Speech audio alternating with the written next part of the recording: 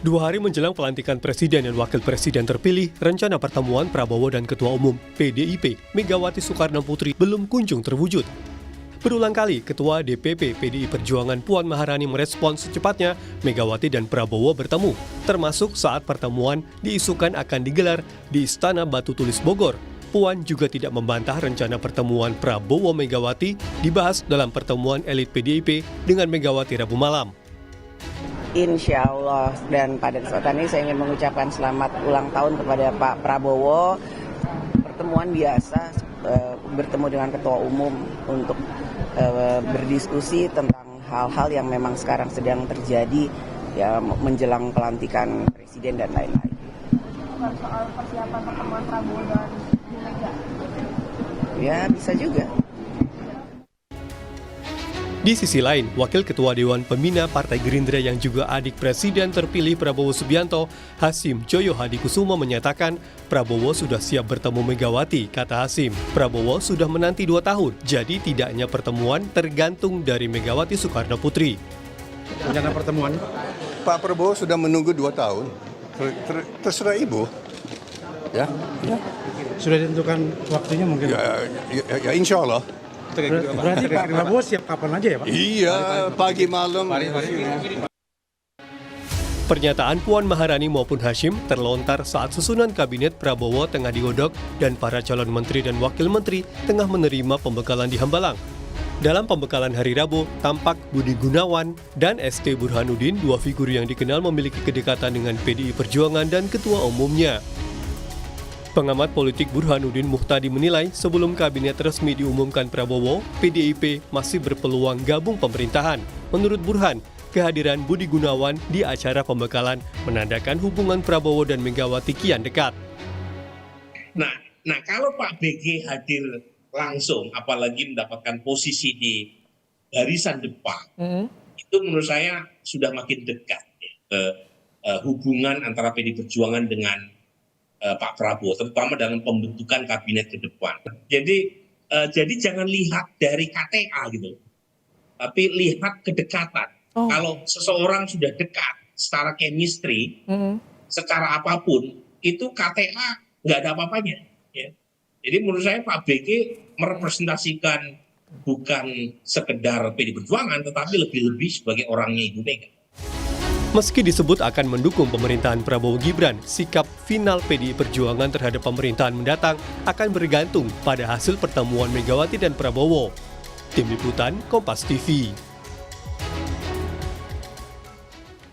Meski santer kabar Presiden terpilih akan bertemu Ketua Umum PDI Perjuangan, nyatanya hingga 2 hari jelang pelantikan Presiden, Prabowo dan Megawati tak kunjung bertemu. Komunikasi antar elit Partai Gerindra dan PDI Perjuangan tampak intens, tapi belum jelas kapan pastinya Mega dan Prabowo bertemu. Apakah pertemuan Mega dan Prabowo yang tak kunjung terwujud ini sinyal PDI Perjuangan akan berada di luar pemerintahan?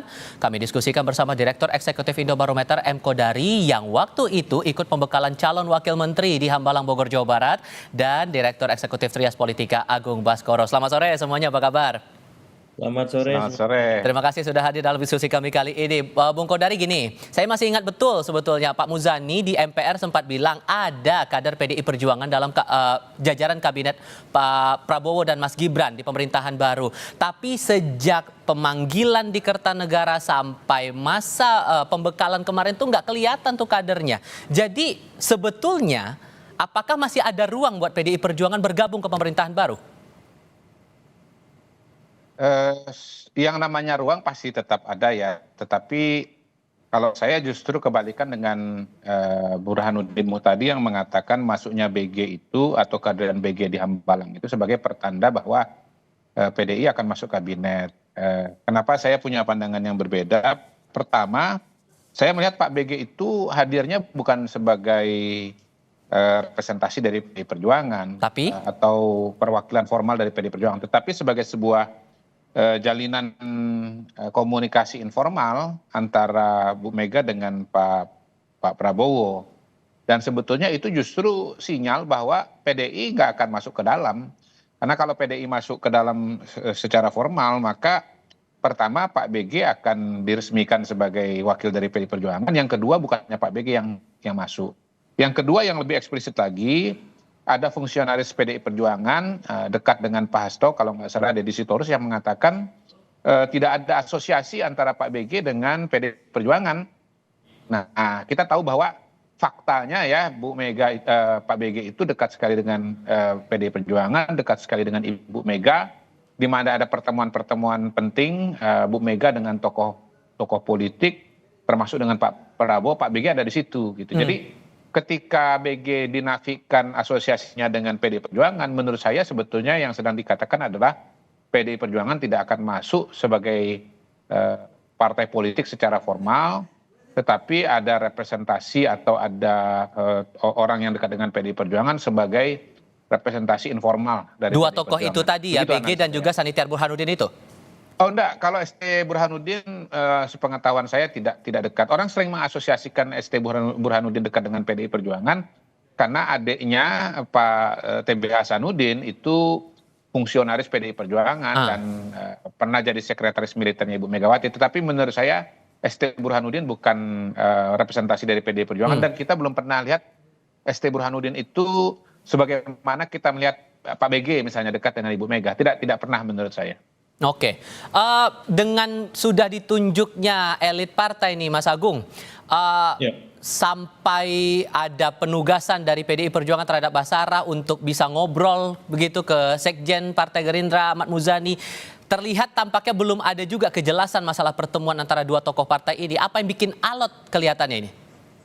Ya, saya mendapati yang membuat semacam alot ada pertemuan hari Minggu di Solo bersama Pak Prabowo, Mas Gibran, dan Pak Jokowi, Mas Tifal. Saya kira sedikit banyak ada saling berkelindan, saling bertaut, ya karena setelah itu kita tahu ada parade ya, kalau bahasa Bang Kodari catwalk politik di Kertanegara, kemudian ya pembekalan dan seterusnya. Jadi kaitan itu sangat kuat saya kira karena jeda waktunya tidak terlalu jauh ketika memang ada arahan pertemuan Pak Prabowo dengan Ibu Megawati. Jadi pertemuan hari Minggu itu buat saya pribadi ya, saya nggak tahu teman-teman atau elit yang lain media sudah memprediksi pertemuan di Solo dengan Mas Gibran dan Pak Prabowo itu terjadi atau tidak sebelumnya. Tapi buat saya pribadi itu agak mengagetkan karena saya pikir pertemuan Pak Prabowo dengan Ibu Mega sebenarnya di Jakarta seperti itu. Jadi sedikit banyak ada side effect dari pertemuan di Solo sehingga membuat pertemuan di Jakarta tertunda hingga hari ini seperti itu. Oke, kalau kemudian begitu,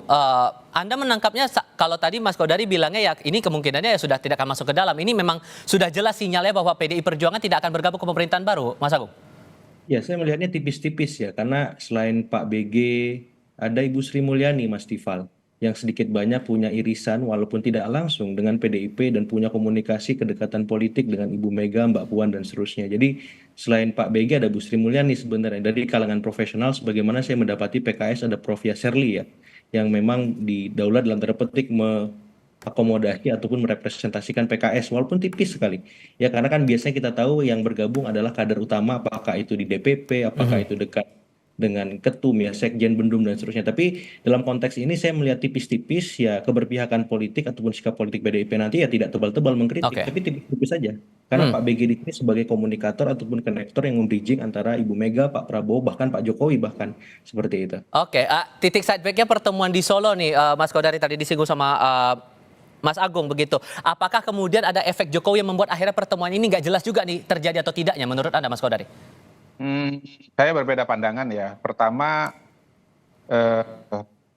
Pak Hasim itu sudah mengatakan bahwa Pak Prabowo udah mau ketemu dengan Bu Mega, sekarang tidak terjadi, dan itu mengindikasikan bahwa nggak ketemunya itu bukan karena variabel yang baru-baru saja, tapi sudah ada variabel yang lama ya. Nah, itu saya nggak tahu pasti itu. Kalau 2 tahun itu apa indikatornya? Kalau setahun saya kira bisa dijelaskan dengan perbedaan pendapat soal pilpres ya, beda calon, beda jagoan dan seterusnya. Nah, kalaupun ada variabel yang agak dekat yang mau dianggap sebagai batu sandungan, menurut saya namanya gugatan PDIP di Petun ya. Gugatan PDIP di Petun itu menurut saya adalah kuldesak ya, atau jalan buntu sebetulnya bagi PDI Perjuangan, karena akan sangat aneh, sangat kontroversial apabila PDI Perjuangan masuk ke dalam kabinet Prabowo Gibran, sementara pada sisi yang lain mereka sedang menuntut agar pencalonan Gibran itu dibatalkan. Gitu. Nah masalahnya kan kalau misalnya Bu Mega atau PDI Perjuangan menarik gugatan di Petun, maka itu sebetulnya membatalkan semua argumentasi PDI Perjuangan soal kegelapan demokrasi, soal kecurangan pemilu dan yang lain-lain gitu. Jadi menurut saya sih PDI Perjuangan sudah terkunci ya posisinya, nggak mungkin masuk ke dalam kabinet. Faktor menteri era Jokowi yang beberapa juga masuk ke pemerintahan Prabowo itu juga jadi hal yang krusial juga tidak menurut Anda, Mas Godari? Kalau di masa lalu kan memang itu juga persoalan PDI Perjuangan. PDI Perjuangan seperti tidak konsisten karena di satu sisi mereka menganggap Mulyono ya, Pak Jokowi dijuluki sebagai Mulyono dengan nada negatif ya, sebagai perusak demokrasi, tetapi mereka menjadi bagian dari pemerintahan Pak Jokowi. Oke lah kalau yang dulu mereka masih bisa berargumentasi bahwa Pak Jokowinya baru tersesat belakangan aja dulu dan mereka menjadi pendukung Pak Jokowi dari awal. Tetapi kalau bicara kabinet yang baru kan itu tidak bisa dicarikan solusinya. Kalau mereka memang mau masuk ke dalam kabinet maka mereka harus menyatakan secara terbuka menarik gugatan di PT UN. Tetapi kalau menarik gugatan di PT UN, maka semua sikap politik mereka selama ini, terutama oleh Mas Hasto ya yang paling kenceng ya, termasuk juga tulisan Ibu Megawati di Kompas itu semua harus ditarik semua dan itu semua dibatalkan. Nah, saya potong di situ. Logikanya mengunci PDIP agar tidak masuk ke pemerintahan baru itu gimana, Mas Godari? Iya, kalau mereka mau masuk ke dalam kabinet, lalu mereka masih mengajukan gugatan Petun yang sampai sekarang masih berlaku itu, maka orang akan ketawa gitu.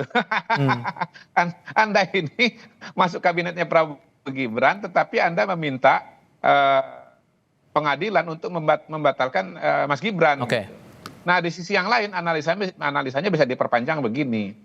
Ada keinginan untuk menyingkirkan Gibran dari Prabowo Subianto, tetapi Pak Prabowo-nya tidak mau melepaskan diri dengan Mas Gibran untuk berbagai alasan yang jelas ya. Pertama misalnya dia memang keberlanjutan bagi Pak Prabowo. Yang kedua kemarin bisa menang sekali putaran juga ada kontribusi suara Mas Gibran yang nyata. Dan yang ketiga yang paling realistis adalah bahwa Pak Prabowo itu di kepalanya agendanya sudah bicara mengenai pelantikan, menyusun kabinet, bagaimana memimpin pemerintahan.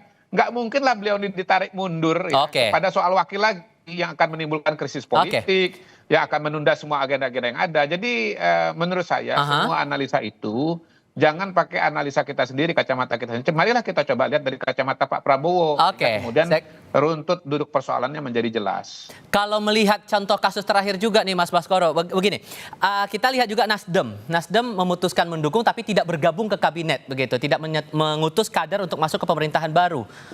Apakah kemungkinan itu juga bakal terjadi di PDI Perjuangan?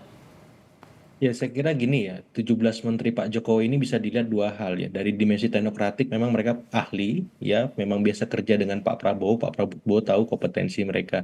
Tapi ada dimensi politik dan itu sangat kuat sekali ketika 17 menteri hadir. Saya kira pengaruh besar Pak Jokowi sebagai mentornya Pak Prabowo sebagai presiden saat ini, dan itu sedikit banyak menjadi pertimbangan bahwa balancing of power yang dilakukan oleh Pak Prabowo memang harus bertahap, berproses, tidak serta-merta langsung kemudian menafikan apa yang sudah dilakukan Pak Jokowi. Saya bukan ingin membuat semacam paradoksial interaksi antara ketika dengan Ibu Mega maka Pak Jokowi enggak, atau saling meniadakan ketika dengan Pak Jokowi dengan Ibu Mega tidak. Jadi tapi justru Pak Prabowo ingin keluar dari itu semua, memfasilitasi semua para presiden, karena yang belum diajak komunikasi kan Ibu Mega. Niatan itu yang saya kira lebih kuat, lebih besar dari Pak Prabowo, bagaimana kemudian mencari waktu untuk bertemu dengan Ibu Mega supaya apa? Tidak ada halangan dan hambatan dengan siapapun dia ketika berkomunikasi, karena beban sejarahnya nggak ada secara personal ya. Mumpung secara institusional kita lihat PDIP Gerindra mesra sekali di legislatif. Ya Ketua DPR Mbak Puan dibalas Ketua MPR Pak Muzani, otak-atik Gatuk MD3 juga nggak ada gitu. Jadi saya melihat memang masih ada celah, tapi bisa jadi mungkin keterlibatan PDIP di kabinet bukan saat ini secara langsung ya dengan kader-kader utamanya, tapi mungkin setelah pelantikan ataupun setelah Pak Jokowi firm ya menjadi presiden. Akan lain ceritanya kalau ternyata sampai di detik-detik terakhir sampai menuju pelantikan tidak ada pertemuan, itu akan lain ceritanya menurut Anda? Ceritanya akan tetap sama Mas, ini cuma menunda saja kalau saya lihat. Setelah pelantikan, karena kan ada ruang juga nih Mas, ada ruang bahwa terbuka peluang kalau terjadi pertemuan setelah pelantikan. Kemungkinan bahwa pertemuan itu terjadi setelah pelantikan dan dikaitkan dengan peluang PDI bergabung ke pemerintahan baru? Gimana? Iya, tidak langsung kemudian jadi bertemu, tidak langsung kemudian dapat jatah, nggak seperti itu logika PDIP yang saya pahami gitu. Jadi butuh proses, butuh waktu, mereka punya mekanisme di internal, misalkan dalam waktu dekat ada kongresnya seperti itu. Jadi bisa jadi bertemu dulu, menormalisasi semua hal. Tadi kan Bang Kodari menyampaikan ada beberapa hal, misalkan tanggal 24 ada putusan petun misalkan. Terus ada beberapa kritik-kritik PDIP yang itu perlu dielaborasi lagi apakah memang sesuai dengan nafas PDIP saat bergabung dengan kabinet nanti. Jadi saya kira pertemuan nanti lebih banyak normalisasi relasi yang sudah terjadi ketika pilpres, pasca pilpres seperti itu, kemudian baru diarahkan bagaimana ada semacam distribusi komposisi ya. Dalam konteks Nasdem mungkin nggak masuk, tapi bisa jadi distribusinya bukan di kabinet, tapi bidang-bidang lain secara ekonomi, legal protection, dan seterusnya. Tapi yang namanya dalam 2 hari jelang pelantikan ini semua jadi mungkin ya, namanya politik semua akan tetap saja berubah dan dinamika ini patut untuk kita cermati bersama. Mas Agung Baskoro, terima kasih. Bung Kodari, walaupun Anda belum mau membocorkan posisi Anda di mana, tapi terima kasih sudah bergabung bersama kami kali ini. Sehat selalu semuanya, selamat sore. Sama-sama, terima kasih semua.